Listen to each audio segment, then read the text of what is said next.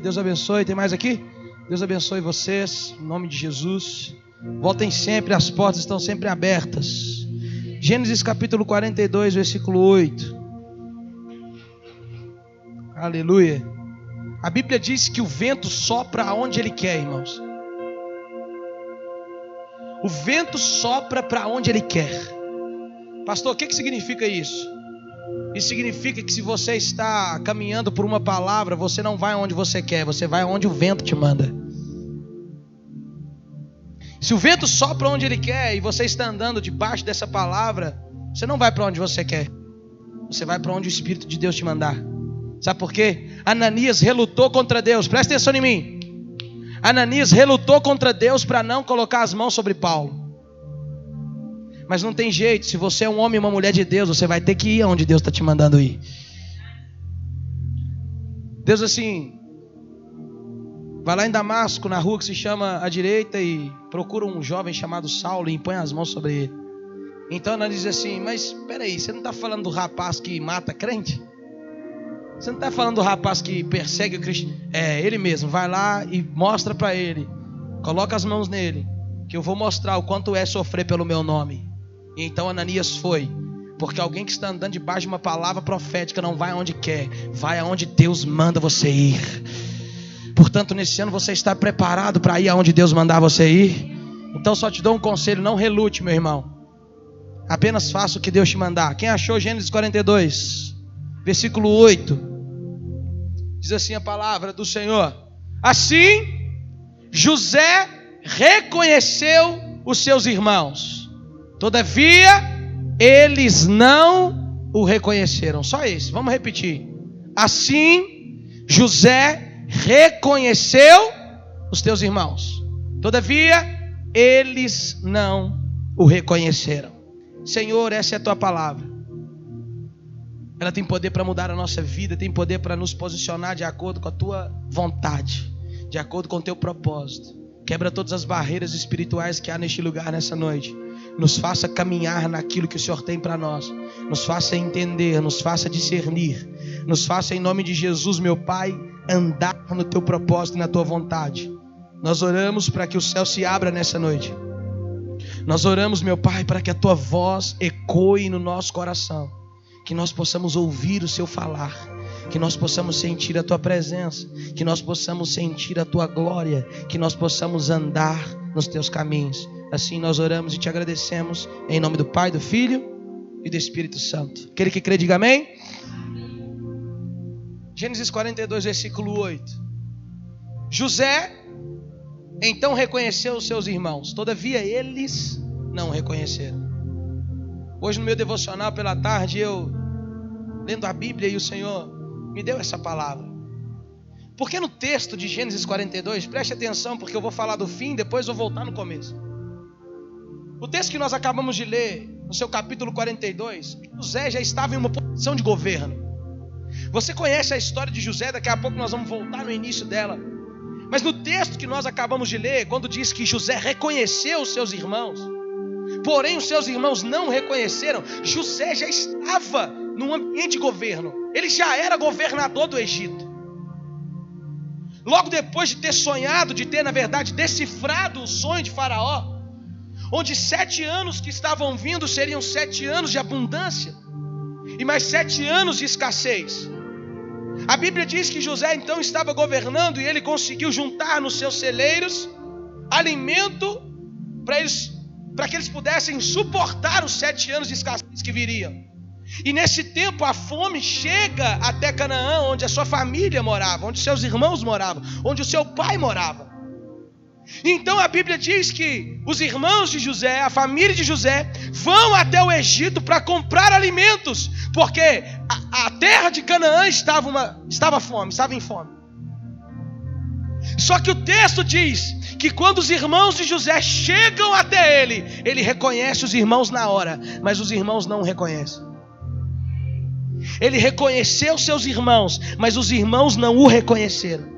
José estava numa posição de governo. Ele tinha se tornado quem Deus havia prometido e agora estava sentado no trono de um governador. E enquanto eu lia esse texto, o Senhor ia me dando algumas diretivas, dizia para mim o seguinte: filho, a história de José, ela pode ser uma tipologia de Cristo. A história de José, ela pode ser uma tipologia de Jesus em alguns pontos, em alguns aspectos. E Deus me deu aqui 3 pontos que se parecem, que têm uma aparência com a história de José. Por quê, pastor Arthur? Porque no ponto 1, preste atenção na introdução para que você possa entender no final. No primeiro ponto, na história de José, nós vamos voltar agora lá em Gênesis 37, no início dela. A Bíblia diz que Deus dá um sonho para ele. A Bíblia diz que Deus mostra para ele algo. E a primeira coisa que ele faz é contar para os seus irmãos. E quando ele vai contar para os seus irmãos, a Bíblia diz que os irmãos o rejeitaram por causa do sonho. Porque eles entenderam que o sonho de José, que no sonho de José, José então governaria sobre eles. E eu posso dar uma palavra para você, meu irmão. Existem pessoas que não vão aceitar você governá-las. Existem pessoas que não vão aceitar o fato de Deus amar você mais do que ama elas. Pastor, como assim? Existe isso? A Bíblia diz que Jacó, que era o pai deles, amava mais a José do que os outros filhos. A Bíblia diz que Jacó tinha dado uma túnica para José. A Bíblia diz que Jacó tinha entregado nas mãos de José essa túnica. Uma túnica talar, que tinha um tecido diferente, que tinha um tecido especial. E baseado nisso, irmãos, eu quero sim dizer para você que Deus tem algo especial na vida de alguns. Porque a Bíblia diz que muitos são chamados, mas poucos são os escolhidos. E eu quero acreditar que eu estou pregando para escolhidos do Senhor aqui nessa noite. E Deus deu um propósito, Deus deu um sonho para aquele menino. E quando ele vai contar para os seus irmãos passam a odiá-lo. Porque Jacó amava mais a José do que os outros irmãos. Abrindo parêntese, tem pessoas que não vão aceitar o fato de Deus amar você. Tem pessoas que não vão aceitar o fato de Deus ter escolhido você. Tem pessoas que não vão aceitar o fato de Deus estar levantando você, de Deus te dar uma túnica, de Deus te vestir com glória, com autoridade. E então elas vão passar a odiar você por isso. E então a Bíblia diz, sabe o que acontece, irmãos? A partir de então, os irmãos de José começam a perseguir José. É ou não é? Sim ou não? José foi perseguido pelos irmãos de dentro da própria casa, de dentro da própria família. José passa a viver uma perseguição. E aí você me pergunta assim, pastor, o que isso tem a ver com a história de Jesus? Eu quero dizer para você, quando Jesus vai começar o seu ministério, a Bíblia diz que ele escolhe quantos discípulos? 12.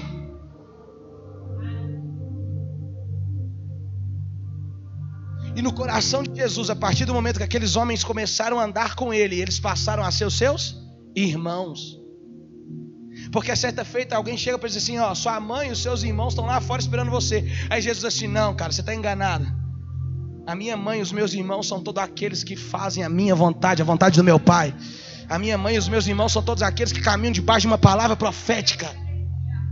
Então quando Jesus chama os discípulos, eles passam a fazer parte da família de Jesus. Por quê? Porque Jesus dormia todo dia com eles, convivia todo dia com eles, acordava todo dia com eles, tomava café todo dia com eles. E aí o que isso tem a ver com José? A Bíblia diz que os irmãos de José perseguiram ele, sim ou não? E um dos discípulos de Jesus fez o que com ele? Traiu. Preste atenção. José foi perseguido pelos próprios irmãos, sim ou não? Jesus foi traído por seu próprio discípulo. Por mais que Judas não fosse irmão de sangue de Jesus, mas ele estava no meio, ele estava dentro daqueles que caminhavam, que tinham intimidade. Ou seja, se José foi perseguido por quem estava dentro, Jesus também foi traído por quem estava dentro. Isso é uma característica parecida das duas vidas, das duas histórias. A primeira é essa. A segunda, José foi preso injustamente. Sim ou não? A Bíblia diz que depois que José vai para a casa de Potifar, ele começa a tomar conta de tudo ali na casa de Potifar. E a mulher de Potifar se interessa por ele. A Bíblia diz que certo dia, então ela vai para dar em cima de José. E a Bíblia diz que ele corre, mas um pedaço da tua túnica fica nas mãos dela. E então, como ela não conseguiu aquilo que ela queria, então ela acusa, incrimina José para o seu marido. Sabe por quê? Porque tem pessoas que quando não conseguirem em você o que elas querem, elas vão começar a te acusar. Tem pessoas que quando elas não conseguirem ter alguma coisa sua, então elas vão começar a apontar o dedo. Tem pessoas que quando não conseguirem ser quem você é, ter o que você tem, estar onde você está, então elas vão começar a te incriminar, vão começar a te acusar. Não sei se você já passou por isso. Só que José foi preso e passa 13 anos dentro da prisão sem ter feito. Abre para mim, Gabriel, Lucas capítulo 23, versículo 4. José é preso injustamente. Pastor, o que isso tem a ver com Jesus? Isso aqui é muito forte, irmão. Deus me deu hoje pela tarde, cara. José foi preso injustamente. E o que isso tem a ver com Jesus? Então Pilatos declarou aos chefes dos sacerdotes e a muitas pessoas reunidas: eu não vejo neste homem motivo algum para acusação. Olha para cá, sabe o que significa isso, Scarlett? José foi preso injustamente, sim ou não? Jesus também foi para a cruz injustamente. O próprio Pilatos estava com Jesus, dizendo assim: eu não encontro nesse homem nenhum motivo para crucificar. Eu não encontro nesse homem motivo algum para acusá-lo. Mas mesmo assim ele foi crucificado, justamente ou injustamente? Sabe por que Pilatos disse isso aqui, irmãos? Porque a Bíblia, desde o Antigo Testamento, para que o pecado do povo fosse perdoado, o sumo sacerdote tinha que fazer uma oferta de um cordeiro somente um cordeiro sem mancha servia como oferta para o pecado do povo. Então o sumo sacerdote sacrificava esse cordeiro, e então no dia da expiação ele fazia menção pelo pecado das pessoas, e o pecado do povo de Israel era perdoado. O cordeiro pela oferta do pecado do homem tinha que ser um cordeiro sem. É por isso que quando Pilatos olhou para Jesus, ele diz assim: eu não vejo mancha nele. Eu não vejo pecado nele, eu não vejo nada de errado nele. Pilatos estava dizendo assim: eis aí o Cordeiro de Deus que está limpo e puro, pronto para o sacrifício, pronto para morrer pelo pecado da humanidade. Ele foi crucificado injustamente. Lembra comigo: primeiro, José foi perseguido pelos próprios irmãos. Jesus foi traído por seu discípulo. Segundo, José foi preso injustamente. Jesus também foi para a cruz sem pecado. E o terceiro, José se torna governador. Abre para mim Atos capítulo 7, versículo 55. O sonho que José havia tido lá atrás agora se cumpre, Marlúcio. E ele se torna governador do Egito, sim ou não? E um governador tem o seu trono, tem ou não tem? Ele tem a sua cadeira? Pastor, o que isso tem a ver com Jesus? Contudo, Estevão, cheio do Espírito Santo, ergueu seus olhos em direção ao céu e contemplou a glória de Deus, e Jesus em pé à direita de Deus. Eu não estou entendendo. José se torna governador, e agora Jesus está governando com Deus no trono do céu. São três características da vida de José e de Jesus que se parecem. Mas o final disso tudo é que você vai entender. Deixa eu correr porque já é 9 horas, a gente tem que ceiar ainda. E aí você sabe o que acontece? A Bíblia diz então, Marlúcio, que José foi perseguido, depois ele foi preso injustamente. Depois dele ser preso injustamente, ele sai do cárcere. E quando ele sai do cárcere e discerne o sonho de Faraó, então ele é eleito governador do Egito.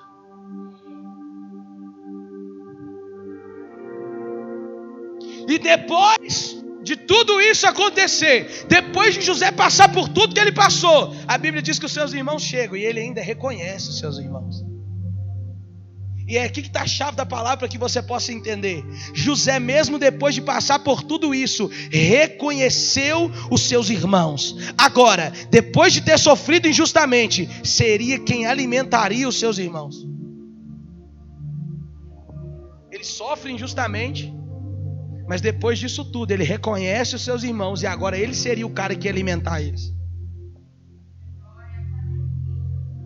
Você consegue entender, irmãos, que no mesmo lugar que você foi envergonhado, que no mesmo lugar que você foi perseguido, vai ser o mesmo lugar onde Deus vai honrar você?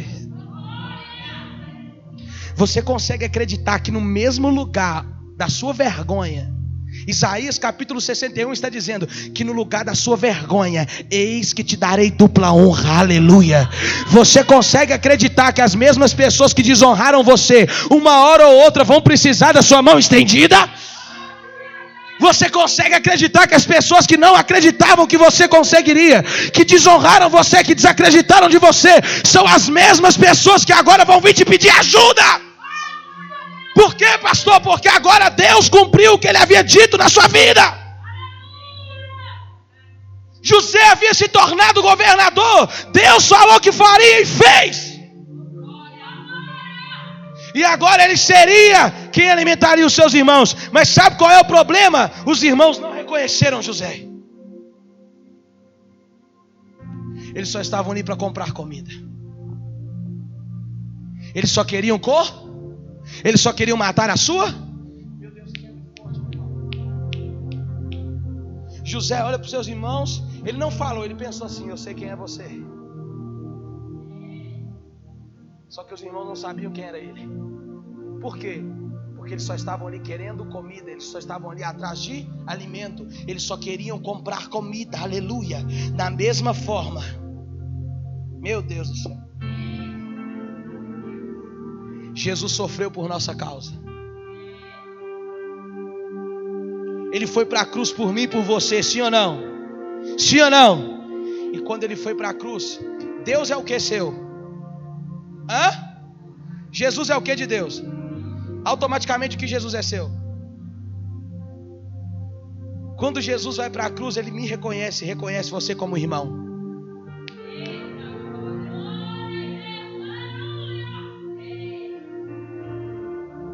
Da mesma forma, Jesus sofreu por nossa causa, nos reconheceu como irmãos, mas quanto de nós não o reconhecemos?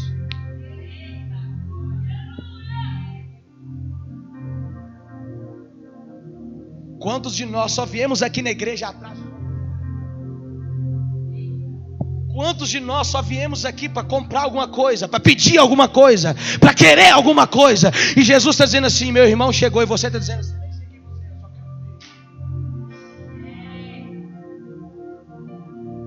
José estava lá com a sua coroa, com a sua vestimenta de governador, e os irmãos nem sabiam quem ele era.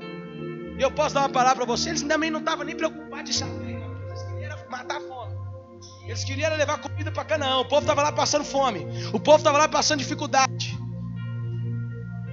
Quantos de nós não o reconhecemos como irmãos? E sim como alguém para me dar de comer. Posso fazer uma pergunta? Você reconhece Jesus como o quê? Como seu irmão ou como alguém que só vai dar comida para você, carro para você, casa para você, casamento? Porque uma coisa é Jesus reconhecer você, outra coisa é você reconhecer. Vou te dar outra palavra que veio agora. O que muda a sua vida não é Ele te reconhecer, o que muda a sua vida é você reconhecer. Vou dar outra para você. O que muda a sua vida não é o amor dele por você, o que muda a sua vida é o seu amor por ele. O que muda a sua vida não é o que ele faz, ou o que ele, porque tudo que ele tinha que fazer ele já fez. Ele foi para a cruz, ele te amou, ele te perdoou, ele te salvou, ele te remiu. Agora é o que você vai fazer por ele. Você sabe por quê? Porque Jesus morreu por todos, mas nem todos estão dispostos a morrer por ele. Jesus se sentiu dor. Jesus foi humilhado por amar a todos, mas nem todos vão sentir dor por ele, nem todos estão dispostos. Jesus se entregou por todos, mas nem todos estão dispostos a se entregar por ele. Aí tem gente que diz assim: Senhor, faz a obra na minha vida. Deixa eu dar uma palavra para você: a obra já está feita, já foi pronta, já está consumado.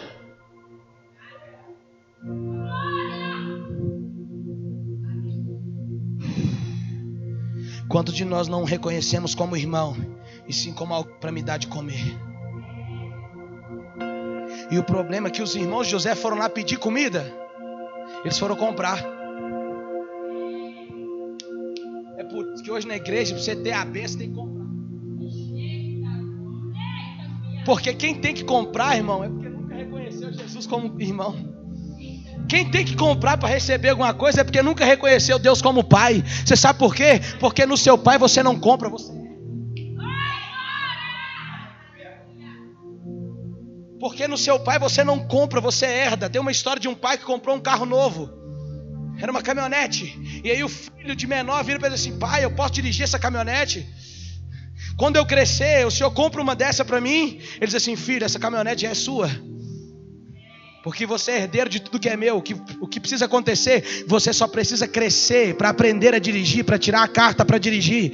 Sabe o que eu entendo aqui, irmãos? Tudo que é de Deus foi dado a você como herança. Agora você só precisa crescer para desfrutar. Você só precisa amadurecer para desfrutar. Deus não vai dar nada para você. Sabe por quê? Porque se uma criança de 10 anos pega um carro sem saber dirigir, no primeiro poste, na primeira árvore que tiver, ele vai bater e vai morrer. É ou não é? Você está entendendo por que Deus não te deu algumas coisas ainda? Porque se Deus te der na primeira esquina que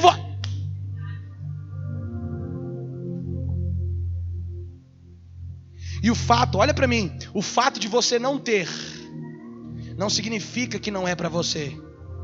Quem sabe só não é o tempo. Nós vivemos hoje uma juventude acelerada e ansiosa, é ou não é? Um menino de 15 anos já quer uma moto. Tô mentindo? Tô falando.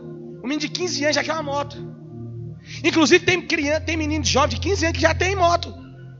E aí você sabe o que acontece? O menino para numa blitz. O que o policial vai fazer, meu irmão? Vai dar uma multa, vai prender a moto, sim ou não? Porque é proibido ou é permitido andar sem carteira? É proibido, sim ou não? Na primeira blitz que esse menino parar. E aí sabe o que muitos pais vão fazer? Vão lá para brigar com a polícia. Eu estava na Paraíba e o pastor dizendo assim para mim assim: mas não concordo com esse negócio, porque aqui na Paraíba é calor demais. E aí às vezes a gente não vai. Se eu for na mercearia ali, eu vou de moto de chinelo. Eu digo assim para ele assim: pastor, o senhor fez autoescola? Ele disse: fiz. E na lei de trânsito, o que está dizendo lá? Que é permitido ou que é proibido? Que é proibido. Então por que o senhor quer arrumar um jeito de falar que pode andar de chinelo só porque é calor?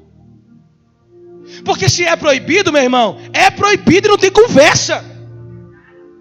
Se é lei, ponto. É ou não é? E acabou. Ou seja, se você ainda não tem, é porque você ainda não precisa. Eu vou repetir: se você ainda não tem, é porque você ainda não precisa. Porque no dia que Deus perceber que você precisa, é automático Ele te dá. Olha para mim e me fala aonde você achou na Bíblia Adão fazendo jejum e campanha para Deus dar ele uma esposa.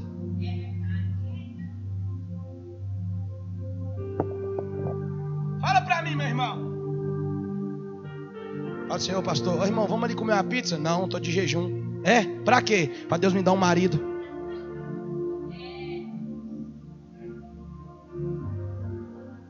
Ô pastor, uma irmã chegou para minha esposa e disse assim: vocês podiam fazer aí na igreja terapia do amor. Eu digo: terapia do amor, o que é isso? É um evento para jovem achar o seu... Irmão, deixa eu dizer uma coisa para você: isso aqui não é Tinder.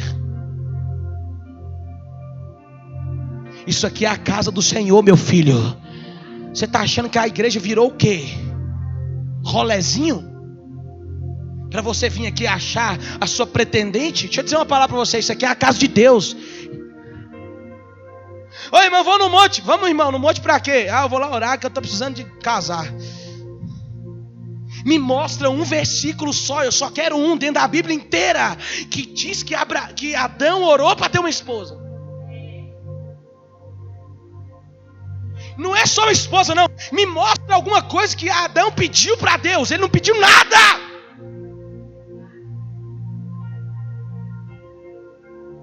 Por que ele não pediu nada, pastor? Porque ele vivia em plenitude com Deus.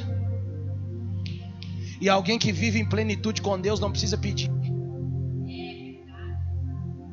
Porque o Pai sabe do que você precisa.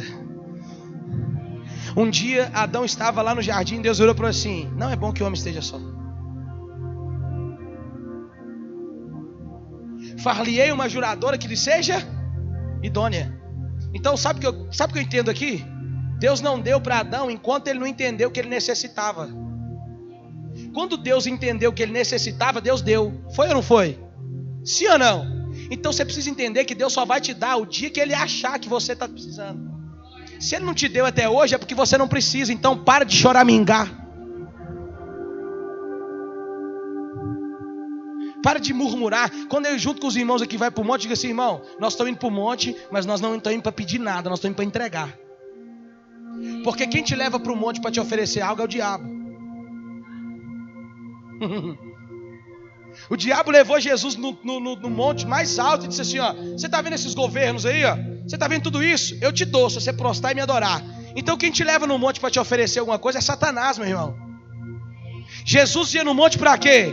Para orar, para se entregar, para adorar, para ter um relacionamento com Deus. Oh Deus, eu subi aqui no monte porque eu estou precisando, Senhor, de casar, não aguento mais ficar solteiro. Me ajuda. Isso é uma mentalidade caída. Porque uma mentalidade da criação, uma mentalidade do princípio de todas as coisas, você não colhe, você não planta para colher, você colhe para replantar. Na mentalidade do céu, meu irmão, você está sentado aqui, ó. Não há Deus maior. Não há. Aí o seu interfone, a sua campainha toca, alguém bate porta lá. Quem é? Eu sou a bênção. É aqui que mora o Marluz? É, eu vim atrás de você. Porque Deuteronômio 28 está dizendo que se ouvires a voz do Senhor e colocar em prática tudo que Ele tem te ordenado, todas essas bênçãos virão sobre ti e te alcançarão, aleluia. Quando você está andando debaixo de uma palavra do céu, quando você está andando em obediência ao Senhor, você não precisa de correr atrás da bênção, a bênção se encarrega de correr atrás de você.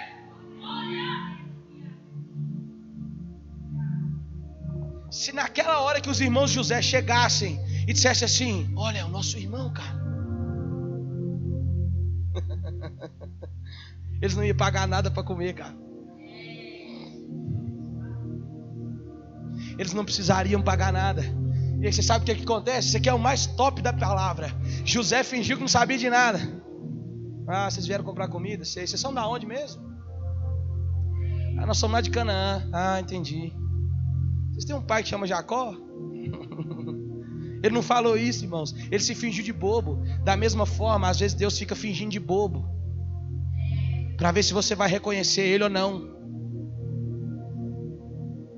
Porque Deus chega no jardim e diz assim: Adão, cadê você, Adão?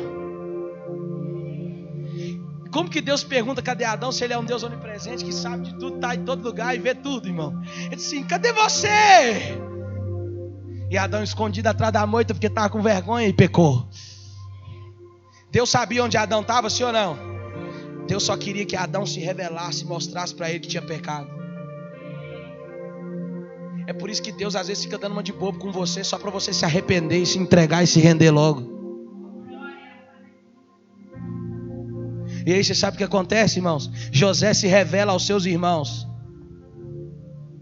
Depois de ele ter vendido alimento, pegou o dinheiro, colocou no saco de novo, mandou depois trazer o Benjamim, que era o outro irmão. Quando eles trazem o Benjamim, ele se revela aos seus irmãos. E aí você sabe o que ele diz? Ele diz assim: ó, agora vocês vão buscar o meu pai, porque eu vou colocar vocês para morar no melhor lugar do Egito.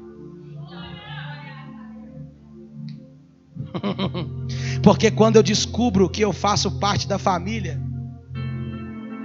eu não preciso pagar nada.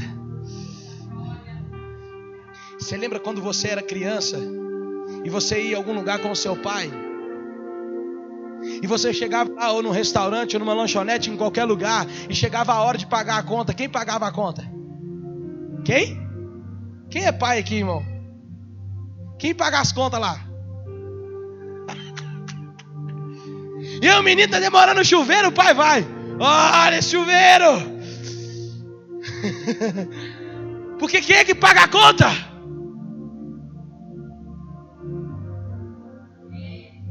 É por isso que se você tem uma mentalidade de filho, cara, você não precisa pagar nada, irmã Leandra. Se você entender que você é da família.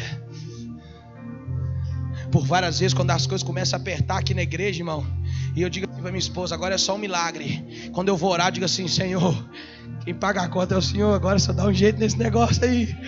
Me salva. Paga a conta. Porque eu só sou seu filho.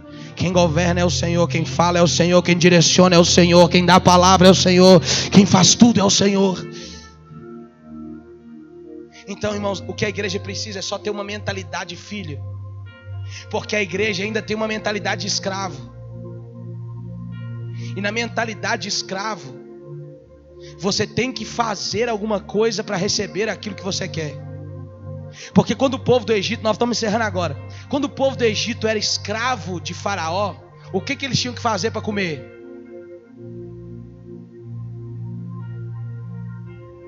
Irmão, qual foi a maldição que Deus deu para Adão? Hã?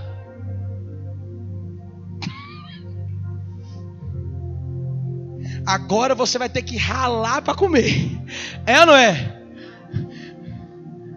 E às vezes, irmão, no meu trabalho é uma benção. Não é não, irmão.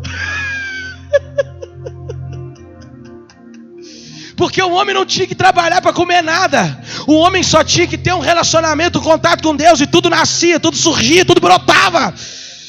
Depois do pecado, que Adão agora tem que ralar, tem que suar para comer.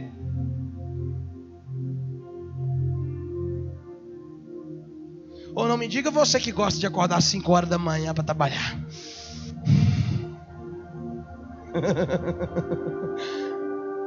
O telefone desperta e você levanta.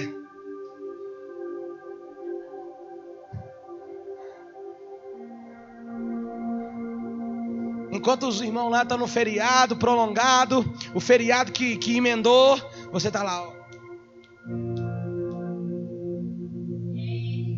Porque numa mentalidade de escravo, você tem que fazer alguma coisa para ter. Mas numa mentalidade de filho, eu só levanto as mãos e digo: Pai, me salva, me acode, me ajuda. E aí ele vem, diga assim: o que foi, filho? O pai está aqui. Eu me lembro quando eu caí de bicicleta, irmão. Sabe o que meu pai fez uma vez? Meu pai me deu uma bicicleta verde. Eu nunca me esqueço disso, uma bicicletinha pequenininha. A primeira bicicleta que ele me deu. E a bicicleta tinha rodinha. E eu comecei a andar na bicicleta e eu estava indo tudo bem, mas de repente comecei a cair demais. Toda hora eu caía, eu montava, andava um pouquinho e caía. Sabe o que meu pai fez? Ele levantou as rodinhas. Só para eu aprender a andar sem rodinha. Só que quando eu caí, irmã Leandra, meu pai, onde ele estava, ele saiu correndo. O que foi? Caiu. Levanta e vai de novo. É por isso, irmãos, que se você é um filho, se você tem mentalidade de filho, não importa se você caiu, o pai está aqui para te levantar e dizer: vamos embora, continua. Não importa se você esfriou, o pai está aqui para soprar de novo um fôlego de vida dentro de você, para curar as suas feridas, para sarar as suas feridas. Porque quando eu descubro que eu faço parte da família, eu não preciso pagar nada, eu só desfruto. Quando você reconhece quem Jesus é, você não precisa pagar nada, você desfruta porque Ele faz parte da família. Você só desfruta porque o preço já foi pago na cruz.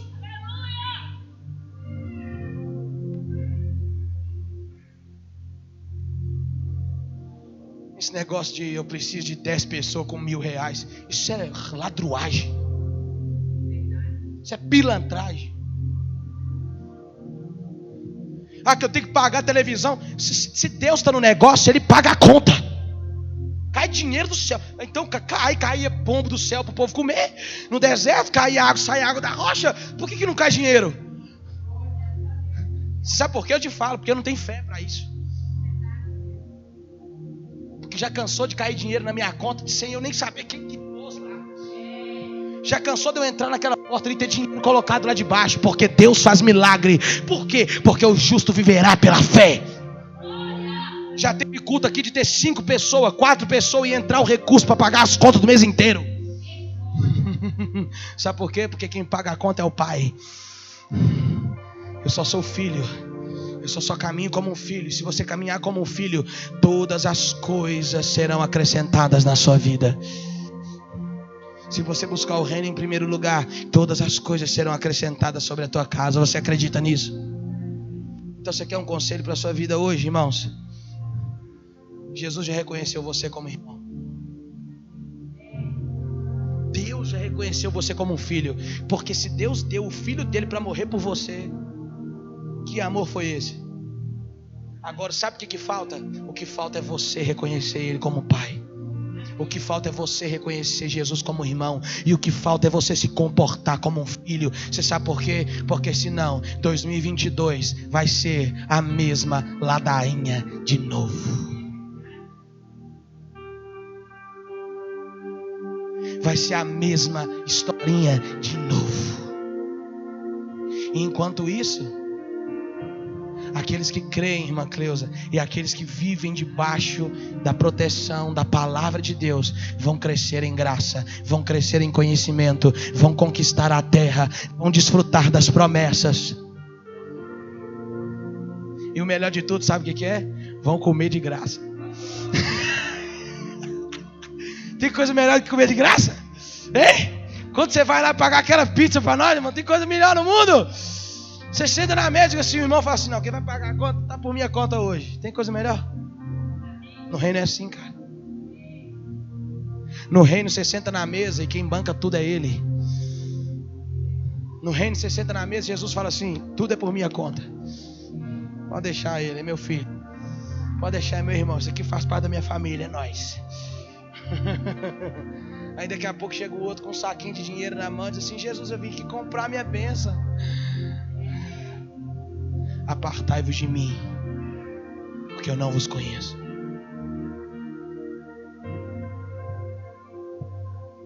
Porque hoje ele reconhece você. Mas só que ele mesmo diz assim, aquele que me negar diante dos homens,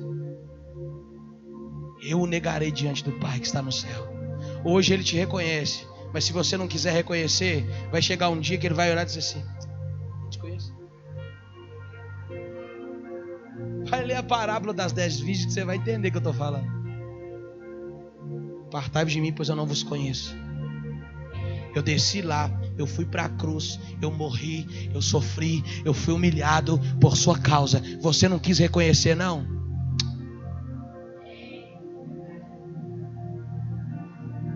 E aí tem gente comprando chave do céu,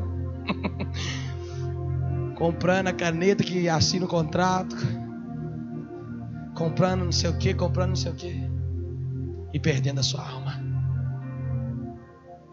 Porque não é isso que vai me levar para o céu. O que vai me levar para o céu é ser marcado, é ser selado, é ser, você sabe, irmão, ter a marca da promessa.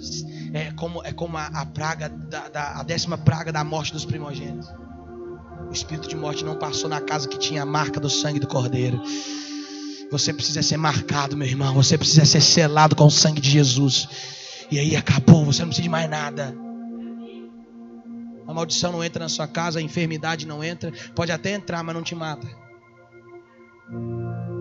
A não ser que Deus tenha... Porque tudo acontece debaixo de uma permissão. Jó perdeu tudo, mas Deus que permitiu ele perder. Porque se Deus não permitir, não acontece nada. Mas primeiro você tem que entender que você é filho. E só é tocado se Deus permitir. Só acontece se Deus mandar. Amém ou não? É noite de ceiar. Vamos sentar na mesa com o rei? Fica de pé toda a igreja.